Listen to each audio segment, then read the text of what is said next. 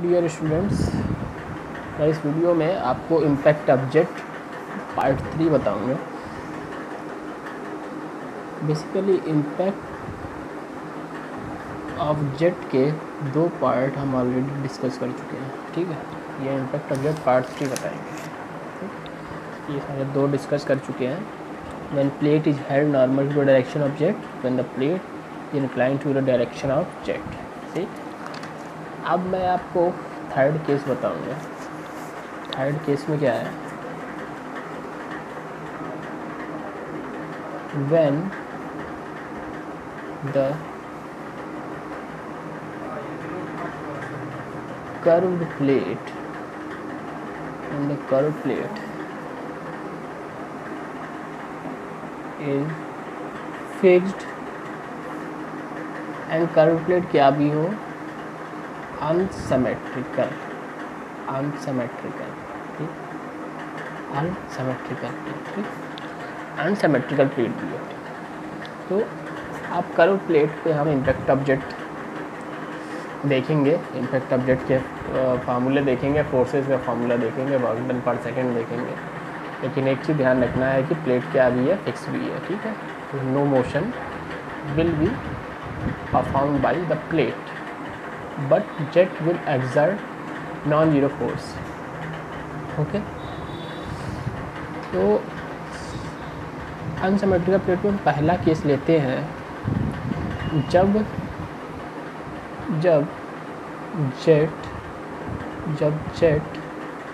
कहाँ पे स्ट्राइक करे, जब जेट कर्व प्लेट के कहाँ स्ट्राइक करे, सेंटर पे स्ट्राइक करे। ठीक, ये कर्व प्लेट बनाते हैं। ठीक है, कर्व प्लेट है, सेंटर पे स्ट्राइक करे। फिक्सिटी हम प्रोवाइड कर रहे हैं आपको, ये फिक्सिटी है, फिक्सिटी। ठीक, ये भी फिक्सिटी ही है, फिक्स किया गया है इस पॉइंट पे।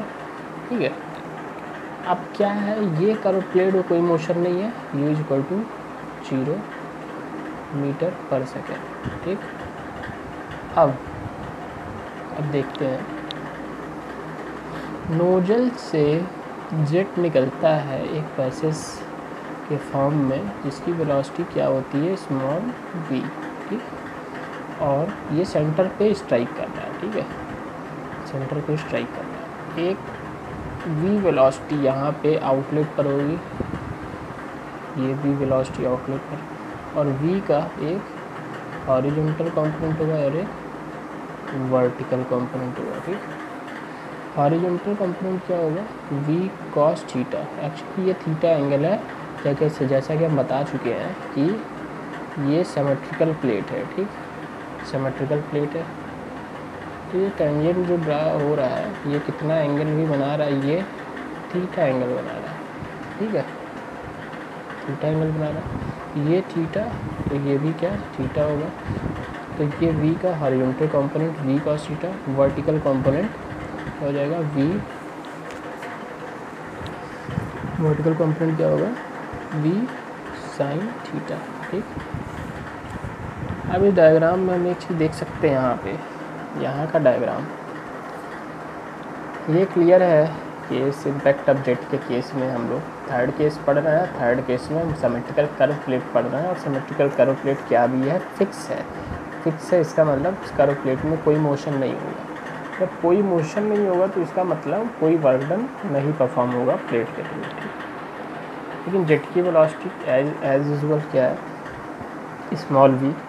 Initial velocity of jet in the x direction is v meter per second, while the final velocity at the end of the curve plate is v along the z direction, but in the x direction the component of the horizontal component of small v will be active, that is minus v cos theta, and in vertical direction v का कौन सा component act करेगा, v sin theta.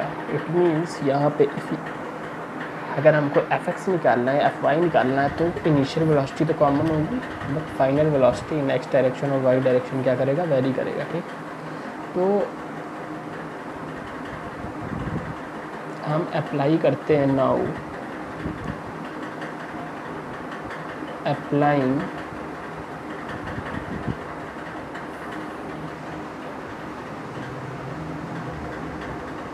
impulse momentum equation along x axis, x axis, ठीक है। तो x axis F x से represent करेंगे, इसको क्या भी कह सकते हैं, इसको अपन थ्रस्ट भी कह सकते हैं, ठीक। Because by impulse momentum equation we know that rate of change of linear momentum is known as applied force on any object or body. Means mass flow rate into change in velocity, initial velocity minus final velocity होता है। mass flow rate को क्या भी लिख सकते हैं, रो A we. अब अपन देखते हैं कि इनिशियल वेलोसिटी एक्स डायरेक्शन में क्या है। इनिशियल वेलोसिटी एक्स डायरेक्शन में अगर हम देखें तो v है। तो इनिशियल वेलोसिटी एक्स डायरेक्शन में क्या लिखे हम यहाँ पे, v। एंड फाइनल वेलोसिटी अपन देखते हैं क्या है आउटलेट पे, फाइनल वेलोसिटी क्या है, माइनस वी कॉस थीटा। तो फाइनल वेलोसिटी अपने यहाँ पे लिखते हैं क्या, माइनस वी कॉस थीटा, ठीक है, minus v cos theta. Change in velocity यहाँ पे क्या आ गया, v minus with minus sine v cos theta.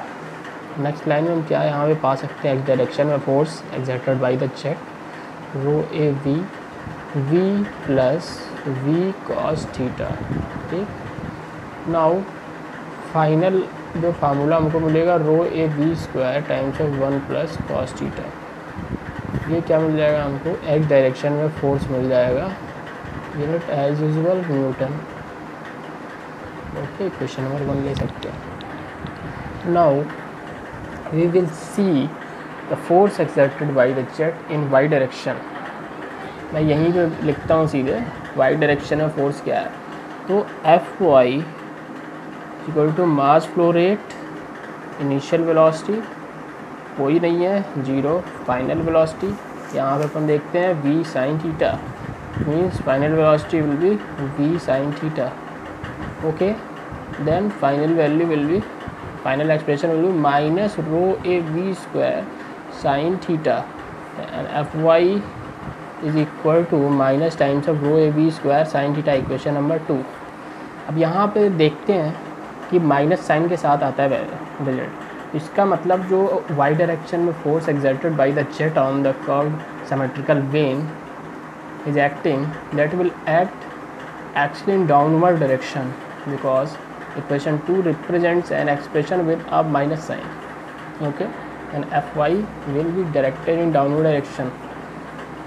Now if we talk about the work done per second, in that case when the jet strikes on the symmetrical curve, on the unsymmetrical curved plate, and the plate is fixed, in this condition, because the plate having no velocity, that is u is equal to 0 meter per second, it means work done per second is equal to thrust into plate velocity, and plate velocity is 0.